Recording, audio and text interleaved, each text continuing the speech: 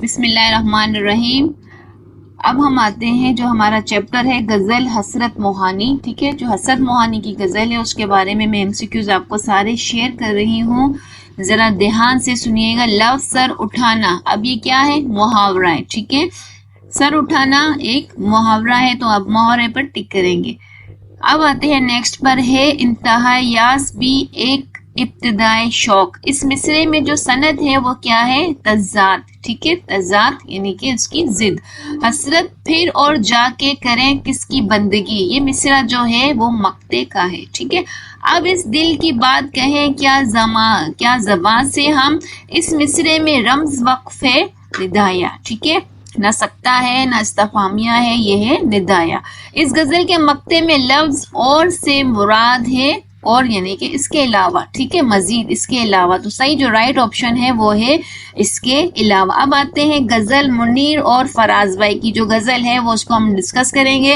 اب منیر اور فراز بھائی کی جو غزل کا پہلا ہے وہ ہے سرسر ایک ہوا ہے چلتی, سرسر ایک ہوا ہے جو چلتی ہے کہاں, جنگل میں, سمندر میں یا صحراؤں میں, نہ دریاؤں میں. تو یہ جو صحیح آپشن ہے وہ ہے صحراؤں میں, کیونکہ سرسر ہوائیں زیادہ تر صحراؤں میں ہی چلتی ہیں.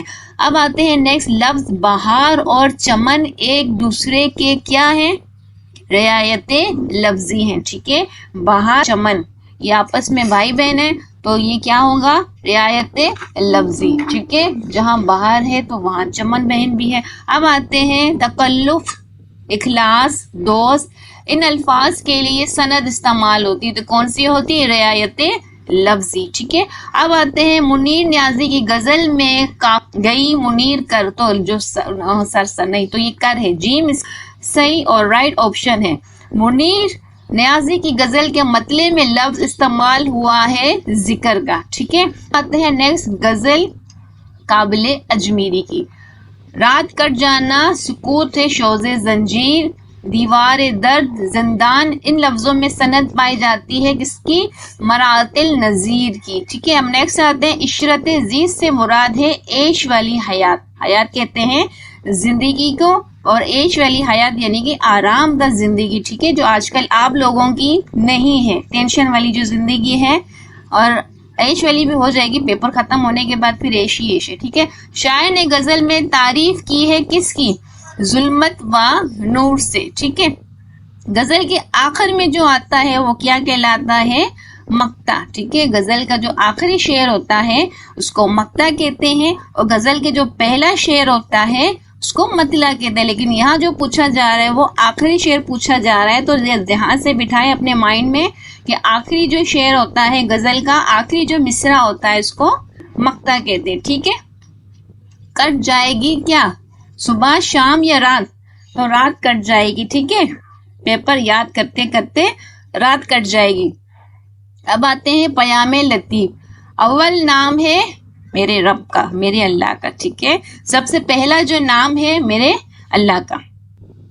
بھٹکے ہوئے کو دکھا راستہ, گھر کا پتہ تو سب کو پتہ ہوتا ہے, لیکن سیدھا راستہ ہر کسی کو پتہ نہیں ہوتا کہ ہماری زندگی میں رائٹ جو راستہ ہے وہ کون سا ہے. ٹھیک ہے, جو سمجھ جاتا ہے وہی دنیا اور آخرت میں کامیاب ہوتا ہے. ٹھیک ہے, بے کسی کرتی ہے کیا حملہ یا بے بس, تو صحیح رائٹ آپشن ہے بے بس. صحیح ہے, پیام لطیف پیغام ہے کن کا؟ شاہ عبداللطیف بٹائی کا. ٹھیک ہے, سندھ کے مشہور شاعر ہیں شاہ عبداللطیف بٹائی کا جو پیغام ہے وہ پیام لطیف ہے. ٹھیک ہے, بابا فرید الدین گن شکر کا, ہاں یہ ہے شاہ عبداللطیف بٹائی کی شاعری کا انداز ہے کیا؟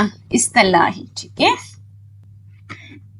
بس یہاں ہو گئے ہمارے ساری جو سبق تھے ہمارے. ٹھیک ہے, ان کے MCQs یہاں ہم نے کر دیے فنش. ٹھیک ہے, ختم ہو گئے.